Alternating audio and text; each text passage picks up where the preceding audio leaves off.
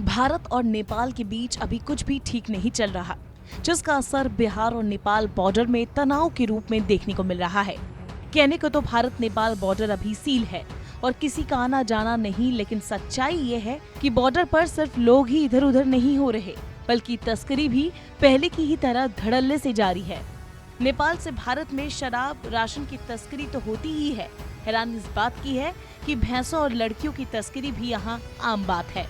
आज की इस रिपोर्ट में हम आपको भारत और नेपाल के बीच चल रहे इन धंधों के बारे में पूरी जानकारी देंगे। बिहार का सुपौल जिला, इलाका वेदपुर, जहां से नेपाल बॉर्डर चंद कदमों की दूरी पर है। लॉकडाउन के बावजूद यहां अभी भी तस्करी जारी है। बीते दिनों यहां पुलिस ने 180 बोतल नेपाली शराब पकड़ी। इससे पहले बॉर्डर के नजदीक ही आने वाले मनिकपुर के बोरहा गांव में बच्चों को नदी में 2 बोरियां मिली थी, जिनमें नेपाली शराब भरी थी। नेपाल और भारत के बीच 1751 किलोमीटर लंबा बॉर्डर है और ये यूपी, उत्तराखंड, पश्चिम बंगाल, बिहार और सिक्किम से होकर गुजरती है। सबसे ज्यादा 726 किलोमीटर का हिस्सा बिहार से जुड़ा हुआ है। दोनों देशों के बीच ये ओपन बॉर्डर है। जगह जगह चेक पोस्ट है, एसएसबी के कैंप है, चौकियां है, लेकिन बाकी पूरा ऐसा इलाका है जो खुला है। हालात ऐसे है कि किसी के खेत का आधा हिस्सा भारत में है तो आधा नेपाल में। यहाँ बसे गांव में रोटी बेटी का रिश्ता है और इसी का फायदा उठाकर नेपाल से तस्करी का धंधा दशकों से चला आ रहा है। कभी खेतों के किनारे किनारे तो कभी पानी के सहारे। कोसी बैराज नेपाल में बना हुआ है तो इसका फायदा भी मिलता है।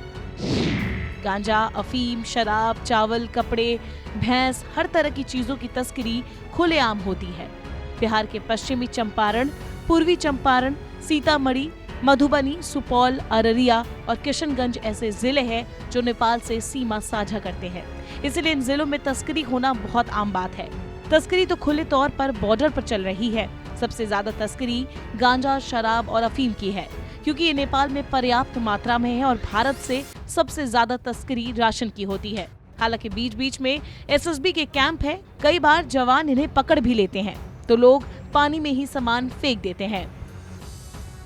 नेपाल में गरीबी बहुत है, इसीलिए वहाँ से लड़कियों को नौकरी का लालच देकर भारत में लाया जाता है और फिर रिश्तेदारी का बहाना देकर उन्हें जिस्म फरोशी के धंधे में धकेल दिया जाता है। बिहार में ऐसे कई होटल्स और बार होते हैं जहाँ नेपाली लड़कियां और नेपाली शराब परोसी जाती हैं। हालांकि लॉकडाउन के बाद से सख्ती हुई थी तो इन चीजों पर काफी लगाम लगी थी, लेकिन चोरी छुपे तो सब हो ही रहा है।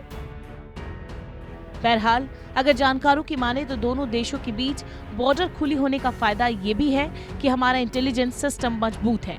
तस्करी उन 2 देशों में भी होती है जहां बाउंड्री वॉल होती है, लेकिन ऐसे दोनों तरफ से सूचनाएं मिलनी बंद हो जाती है। हालांकि 2003 में एसएसबी के डिप्लॉयमेंट के बाद स्थितियां थोड़ी ठीक हुई है, लेकिन अब इतनी बड़ी बॉर्डर पर एसएसबी भी कहां निगरानी करेगी। बॉर्डर से लेकर अंदर 15 किलोमीटर तक एसएसबी का दायरा है।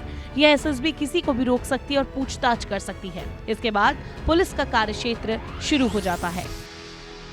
आपको बता दें, नेपाल और भारत के बीच कोई ट्रीटी नहीं हुई कि हम एक दूसरे को अपराधियों को सौंपेंगे, लेकिन इसके बावजूद सीमा पर तैनात दोनों देशों के अधिकारियों की सूझबूझ से ये काम होते रहता है। बीते कुछ दिनों में ओली सरकार के बाद जरूर रिश्तों में तनाव आ गया है और अब बॉर्डर पर जवानों के बीच वो प्यार नजर नहीं आता जो पहले नजर आता था। भारतीय क्षेत्र के सेजुआ और नेपाल के अड़नाहा गांव के लोगों के बीच भी झड़प हो गई थी।